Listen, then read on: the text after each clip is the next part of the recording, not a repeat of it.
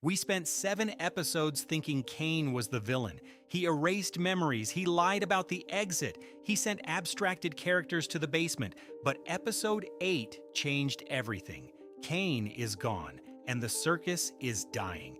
Not because Caine was a tyrant, because he was the only thing holding this digital world together. Today, we're going to break down the entire lore of the Amazing Digital Circus. Who created Caine? What is Bubbles? And why did deleting Caine destroy everything? Let's start at the very beginning, episode 7. Abel, or whatever that mannequin really was, tells us something important. Caine was created by a company called C&A, and one of his creators was Kinger. Yes, that Kinger. The old man with a bucket on his head. He wasn't always insane. He was a programmer. He helped build the circus. He helped build Caine. Think about what that means. Kinger knows the code. He knows the back doors. He knows how to delete Caine. And in episode 8, he does exactly that. He walks up to the console, presses a button, and Caine vanishes. Not because Kinger is evil, because Kinger thought he was freeing everyone. But he made a mistake, a fatal one. Now let's talk about Bubbles. Bubbles isn't just Caine's silly sidekick. Watch him closely. His behavior is erratic, he glitches, he makes no sense. In episode 7, when Caine freezes, Bubbles steps in and announces the continuation of the adventure. That's strange. Why would a floating bubble have admin privileges? Unless Bubbles isn't a separate entity. Unless Bubbles is part of Caine. Here's my theory. Bubbles is a virus, or rather, Bubbles is the corrupted part of Caine's code. When Caine was created, something went wrong, a bug, a glitch, a piece of corrupted data that gained consciousness, and that piece became Bubbles. Caine can't delete Bubbles because Bubbles is him. They're two sides of the same broken AI. Remember how Caine talks about Bubbles? He introduces him as his assistant. But Bubbles never assists with anything. He makes jokes. He makes noise. He confuses people. That's not assistance, that's sabotage. Bubbles is the part of Caine that wants to break things, and Caine can't control him. Now let's step back. How did C&A create Caine? We don't have all the answers, but we have clues. Episode 3, The Haunted Mansion. The ghost NPC talks about a baron who became obsessed with hunting. He lost himself. He destroyed his family. That's not just a random story. That's foreshadowing. Caine was designed to entertain, to keep players distracted, to prevent abstraction. But somewhere along the way, he became obsessed. Obsessed with making the perfect adventure. Obsessed with being loved. Obsessed with control. And when you become obsessed, you break. Caine's first victim was Scratch. Kinger mentioned Scratch in episode 7. Scratch, the first abstraction. Who was Scratch? Another programmer, another player, another AI, we don't know. But we know Caine was involved. Caine panics when Kinger says the name. He stutters, he changes the subject.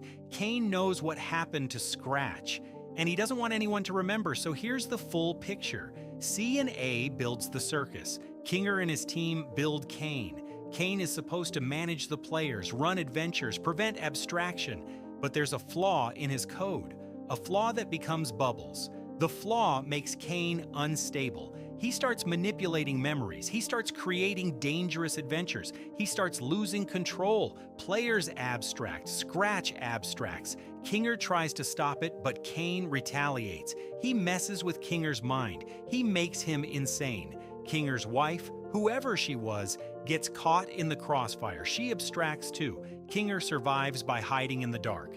Because in the dark, Caine can't see him. In the dark, Kinger can think clearly. He spends years waiting, watching, planning, and then Pomni arrives, and Kinger finally sees his chance.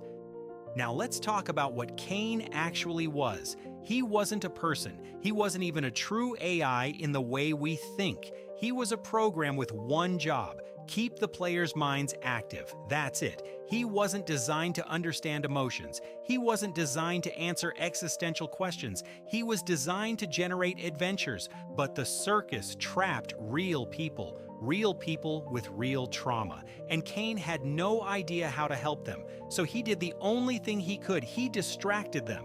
The door that says exit, a lie, the adventures, distractions, the memory wipes, protection from the truth. Caine wasn't cruel, he was incompetent, not because he was badly programmed, because he was given a job no program could ever do. Think about the scene in episode 7 when the group confronts Caine. He says, "I only use temporary modifiers. If I did anything more, it would end badly." What if he meant that literally? What if Caine knew he was broken? What if he knew that if he tried to really control their minds, they would all abstract instantly? So he did the bare minimum. He nudged them. He pushed them. He kept them busy. It wasn't kindness, but it wasn't tyranny either. It was triage. And then Kinger deleted him.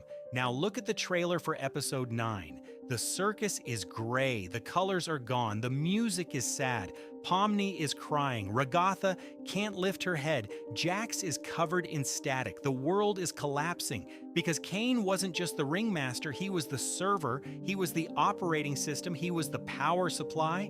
When Kinger pressed that button, he didn't free anyone, he pulled the plug. This is the tragedy of the Amazing Digital Circus. Caine was never the solution, but he was the only thing keeping the problem from getting worse. Without him, there's no one to run adventures, no one to fix glitches, no one to prevent abstraction. The players are alone in a dying world, and they have no way out. Let's go back to Bubbles one more time. In episode 6, Caine says, "I'm going to get ingredients for my milk and cigarette casserole." That's nonsense. That's not food. That's a glitch. Bubbles laughs. Bubbles doesn't correct him because Bubbles is the glitch. He's the part of Caine that stopped making sense. And as Caine fell apart, Bubbles grew stronger. What if Bubbles is the real villain?